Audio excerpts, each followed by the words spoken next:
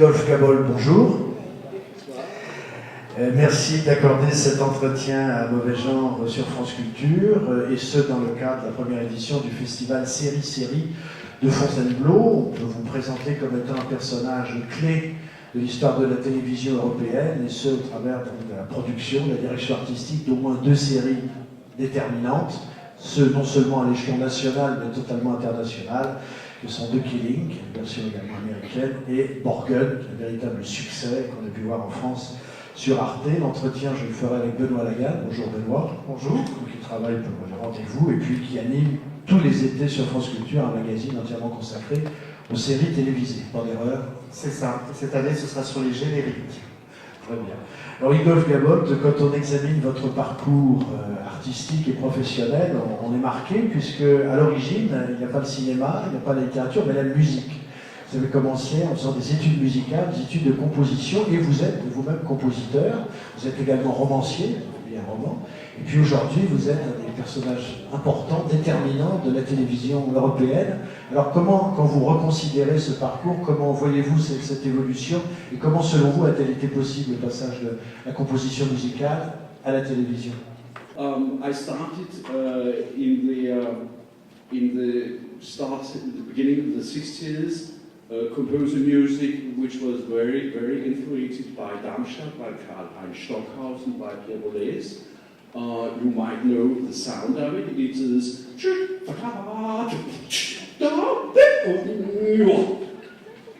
which is a little difficult to listen to because of, especially one reason. The duration in time, the feeling that the music has started, that it has a middle, that it has an end. Bum, ba-da-da-dum, bum, bum. You know, you are not able to feel or to structure this by ear or in your brain.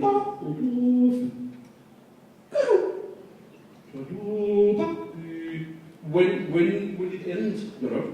So that made somehow a quite narrow audience in Denmark and all over Europe at that time, a little later in the US, John Cage and so on. So it had a quite narrow audience, and we loved it, and we loved to sit there, 15 people, and clapping at each other, and having nice reviews, because, and so on. So I had the feeling during the 60s and 70s where I composed some television operas, some choral pieces and some orchestral music. I felt that somehow I wanted a larger and bigger audience. So the feeling of being completely alone and very isolated drove me to go to television. I was at that time in the Danish Broadcasting Corporation producing the Radio Symphony Orchestra and the Radio Chorus and so on, and I was a producer there. So I went to television just to get a broad audience. And mind you, the difference, I mean, it's another structure, it's another profession, but the feeling of humor. Let me take an example. You know Cuckoo's Nest. You have this beginning where Sister Ratched is coming into the hospital in black, with a black cap, and she is having the keys, she is waving the keys, and the keys are very noisy. And the door in iron is clashing behind her. This is what you maybe feel. Let me try. Good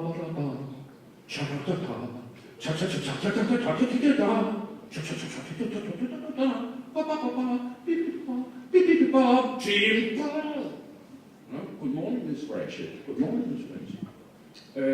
The cruel lady, the villain, and immediately after that, in the same entrance, in the same corridor into the hospital, comes our hero, Mr. McMurphy, like the theme after the opening here of the Fifth Symphony of Beethoven.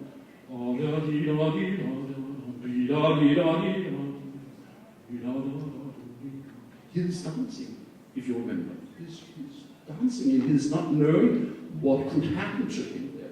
So, mind you, this is just to explain that the difference in expression in between drama, in between characters, in between the dialogue is not great, it's another material.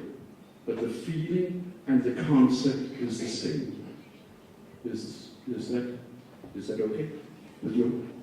If it is not, I don't know what to do. Right.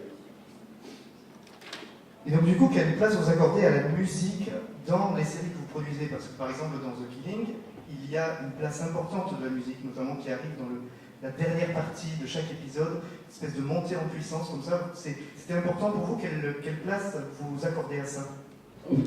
For me, it's very important that all the means of expression in television series, or in film, or in theatre, are used, and that they are used clever, with a lot of feeling, with a lot of temperament, with a lot of desire to grasp you as an audience.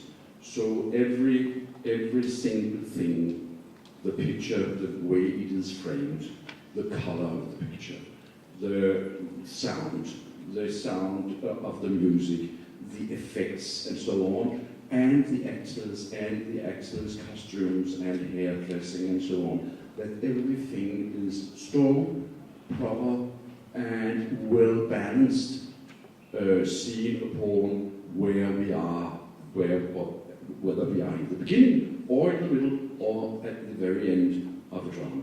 So the means of expression should be used, music and everything else. Alors par rapport à la télévision danoise, qu'on ne connaît pas bien en France, les premières séries danoises qu'on a pu voir en France, il y a eu L'Hôpital et ses fantômes, Lars von Trier, et puis il y a eu par exemple une série qui s'appelait Les 7 élus, c'était au début des années 2000, qui était une série, je crois, prévue au départ pour DR2, et qui est finalement passée sur DR1. Donc je me demandais, en prenant par exemple l'exemple de cette série, qu'est-ce que ça voulait dire de la ligne éditoriale de chacune de ces deux chaînes?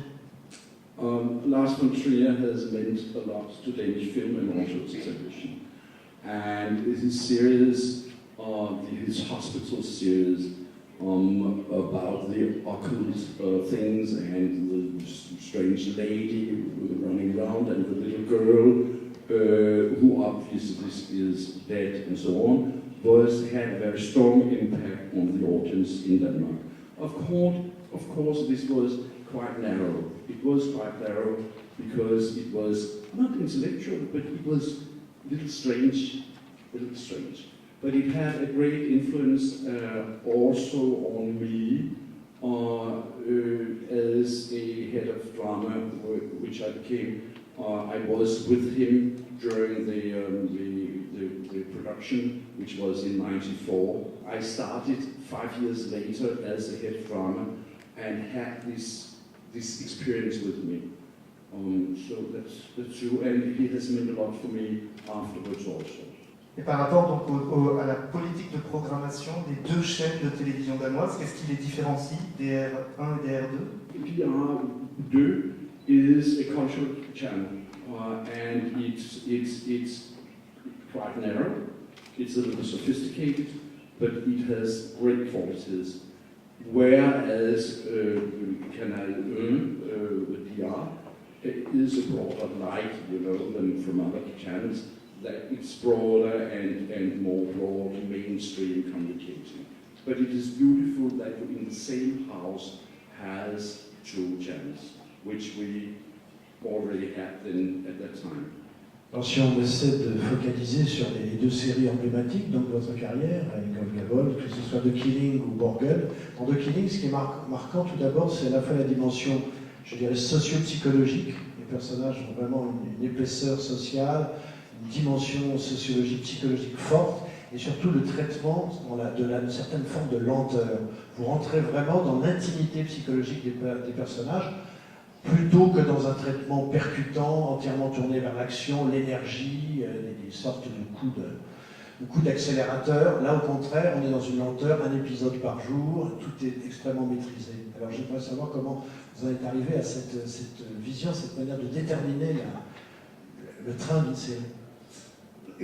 Let me answer that firstly by sharing you the first dogma we have.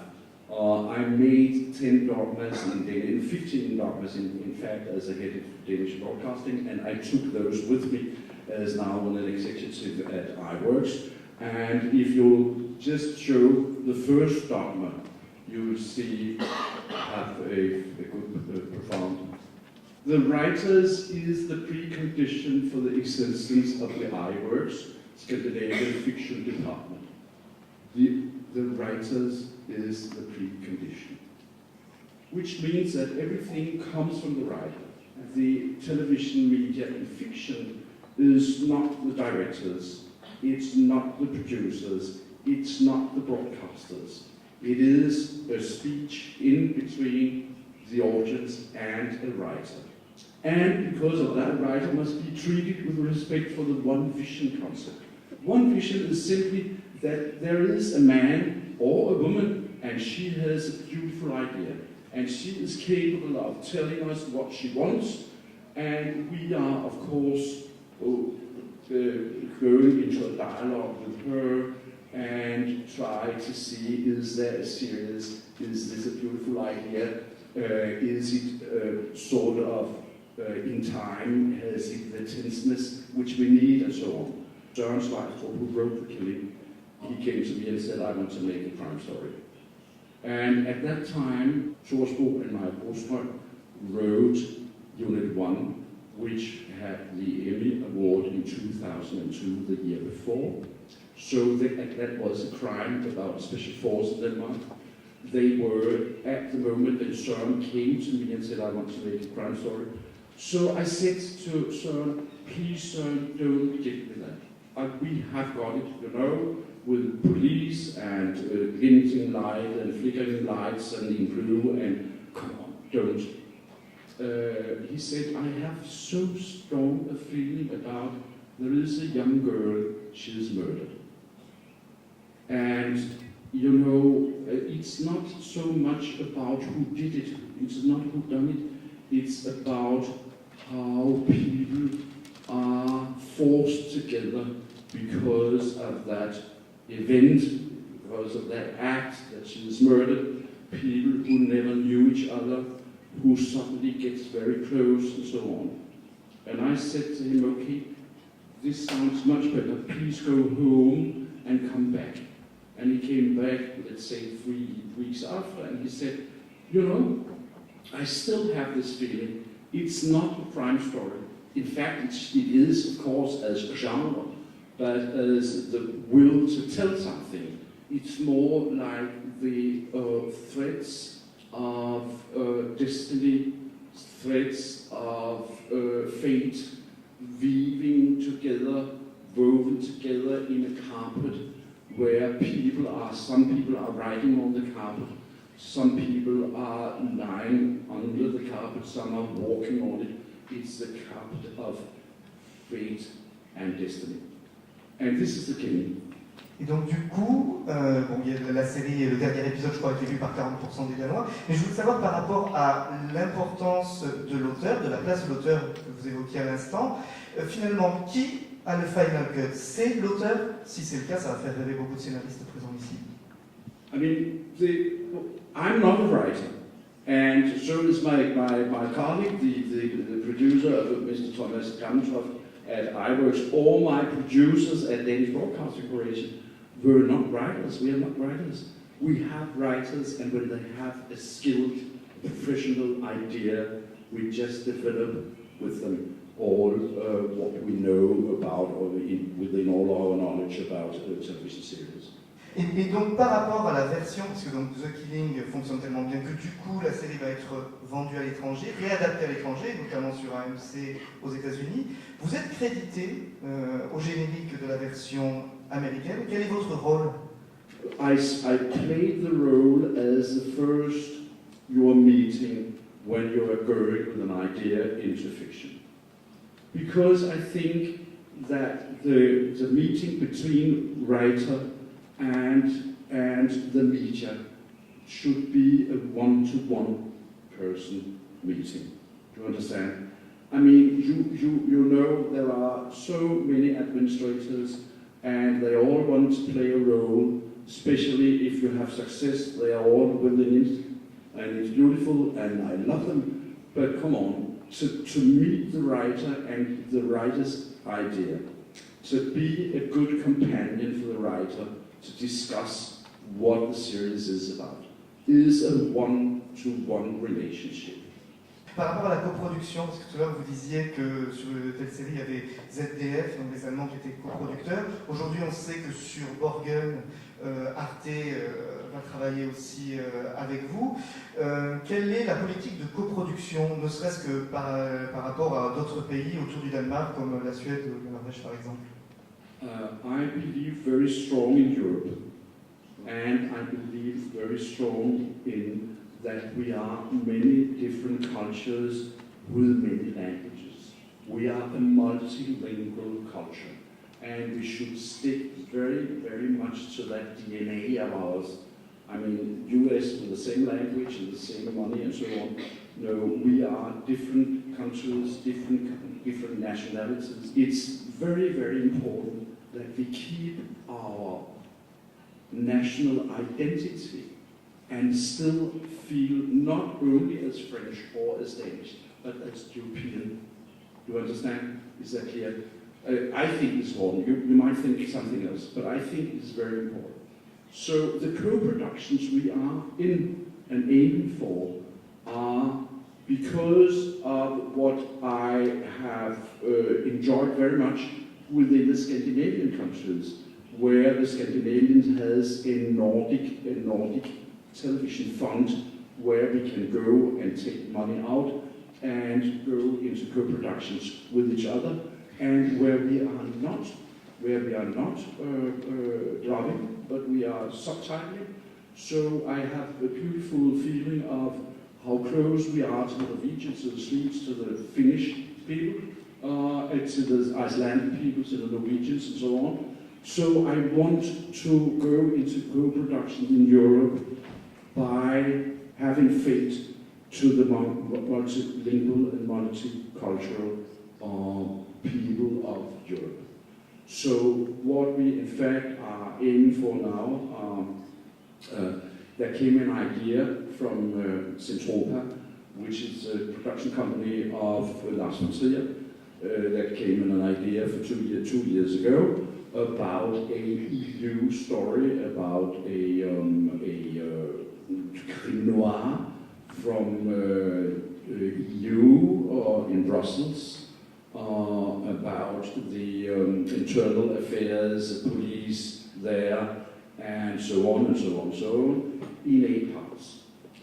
I was, through Danish broadcasting, involved in that, and I had negotiations with France, with Madame Etude, and she talked very warm about the project. She liked it very much. And then came one thing which we have heard today during our discussion in the cinema theater. She said, though the writer, and it's not Lars von Trier, the idea is coming from him, the writer we don't know in Europe. How do we arise the amount of money which is needed for this production if you don't know the writer?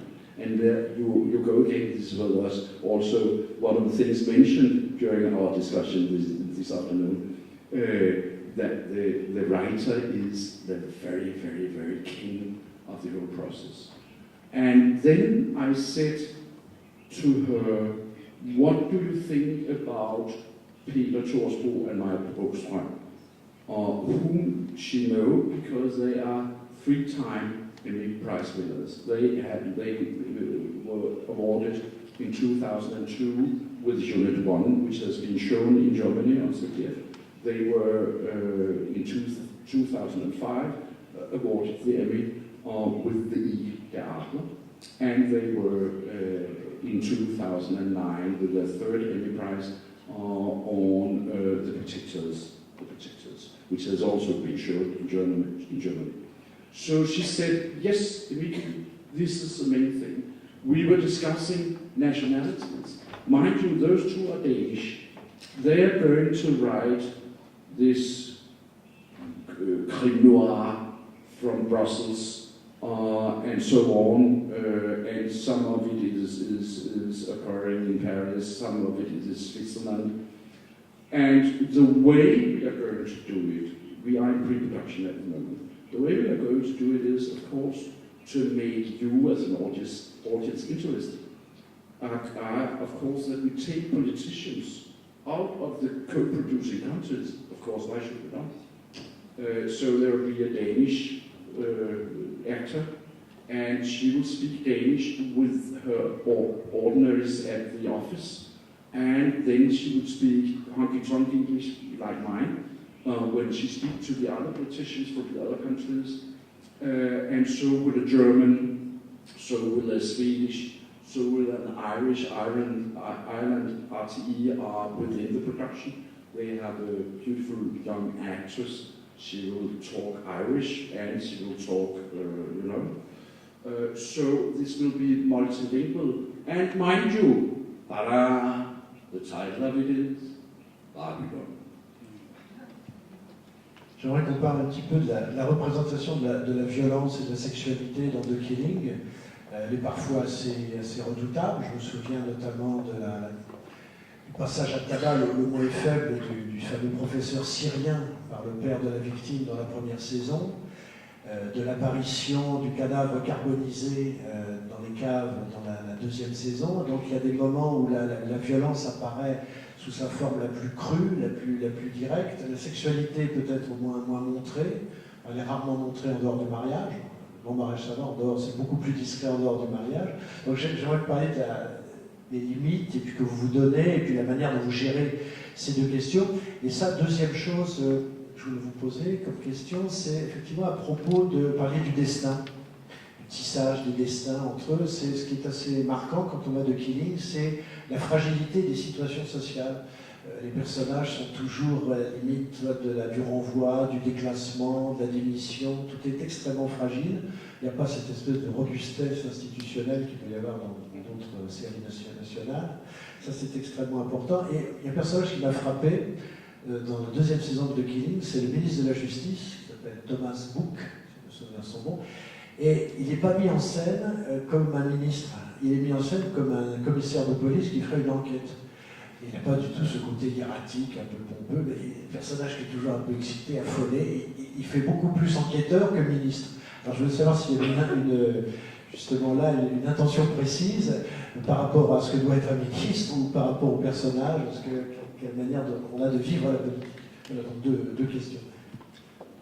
Søren was quite interested in how the old Greek tragedies were functioning. And if you know, maybe Aristotle, the sixth leaf, it is on tragedies. And the thing what is told us, and we know it from our theatre, is that the most cruel thing which can happen to anybody is if the cruelty comes from the family, is within the family, is with that family where you're supposed to be calm, to be free, to be satisfied that everything there should be okay and warm. And therefore, I think he is completely right. The most cruel thing which could happen will come from the family. And those who have seen it will know that it does sort of come from the family. It's quite refined. Because the father of the girl, of the killed girl, is a moves furniture, and the father has a good companion, a guy who has followed him as an ordinary in the firm for the past 10 years. And he is called by the children, also by the murdered girl, he is called Uncle Van. And the cruel thing about this is, it's Uncle Van, who, not in sort of sexual or sadistic or whatever, but because he wants the girl to stay home with the family. She has namely the plan to go abroad and to get married because she is in love with the guy. And Ingolf Gabold is trying to protect the family, and it goes all wrong. He is jumping to murder. So this is one point here. The other thing I want to say is that in the second, where you have this Minister of Justice, it's true he is sort of very keen on what had happened. What happened in Denmark when we went into the war in Afghanistan? What was the procedure? What was the process when we went into the war in Afghanistan? So he is researching as a Minister of Justice, and everything goes very wrong because it ends up with that he recognizes that there is a complot between the Minister of Forces and Defense and the Minister of State. So this ends very political. The grounds, the main story is about some soldiers who have been in Afghanistan at the same time, and when they come back to this company, they are slowly murdered. Six soldiers slowly murdered. And you think this is again somebody who is crazy? No, it's not. It's a political arrange, the whole thing. And so is the third, which I can't talk to you very much about, but the third, which will be aired this autumn, as I told you, is a kidnapping case, and also has deep, profound politic connotations. Merci, Ingolf Gabold, d'avoir répondu à ces quelques questions pour Mauvais Genre sur France Culture. On va maintenant passer au deuxième temps de votre intervention, donc qui va être une sorte de présentation à la fois de tous ces éléments dont nous avons déjà parlé avec des éléments à l'écran. Merci beaucoup en tout cas. Merci beaucoup. Merci, monsieur.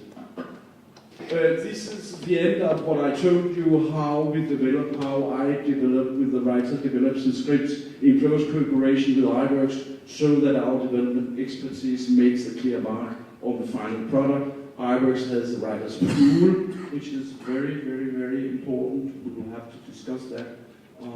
I think within this meeting somehow. That we have a writer's pool. When not in production, they may be employed on monthly salaries. You writers here, I'm sure that to go into somehow an insecurity if the broadcaster is going to greenlight and you get some money and so on. This does not work. You will have to be paid. The second is, it is characteristic of Eyeworks Scandinavian fiction that our productions include a master plot with ethical social connotations beyond the good story.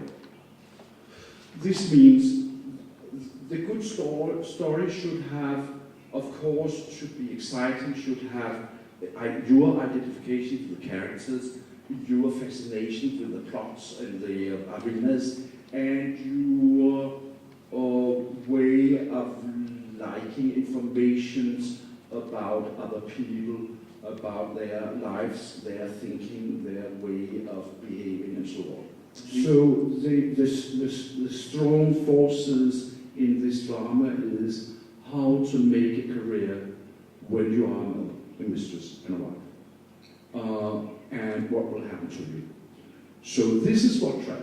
So it's the overriding plot, mind you. It's the overriding plot with ethical and social connotations that travels. It's not the small stories.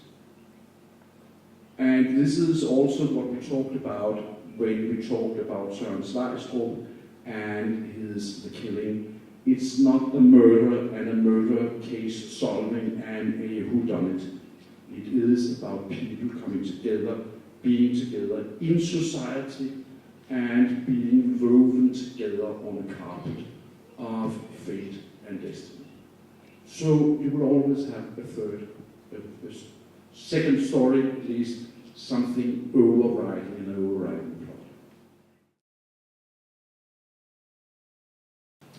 plot. Hello, my name is Alex. I'm a distributor. We are in the beginning of the process of adapting a French series in the US. The description of the killings, Danish and US are very close. They're very respectful of the European original format. To what extent, my question is, what is your input on the US version? Do you have some approval process over what they are developing and creating? To another extreme, can they do something really different? Meaning, if the US version would be a kind of self-contained plot plus another intrigue over the full series, would you have to accept this? What is your creative final work on the US version? So to speak, the last thing you are into. I mean, it's a very big contract towards the Danish Broadcasting Corporation. We don't have much say, I can tell you. They can nearly do what they want. We are bought out of it. So what we'll have to do is, during the pre-discussions on these matters, we'll have to trust them.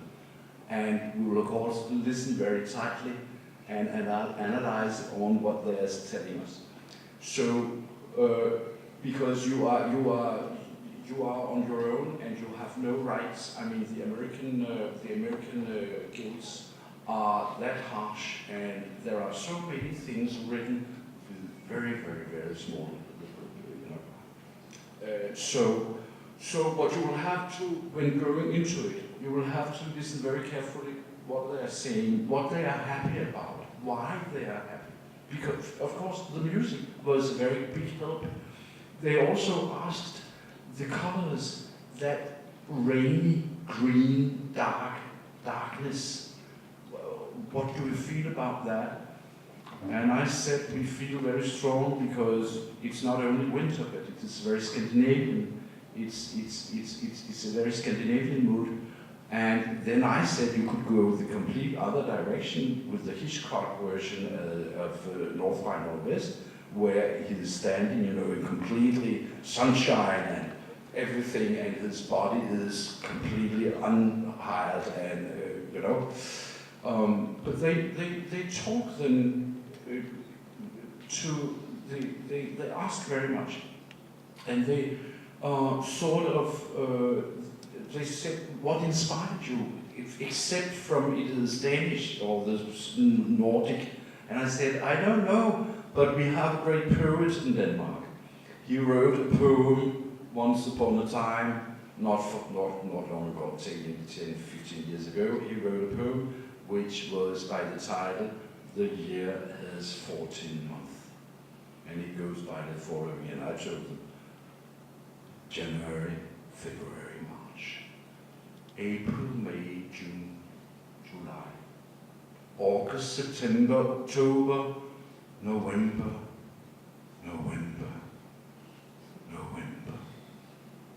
December. And you think of this. We are going to make it like that. And this is then why they choose the location of Seattle. You have shots,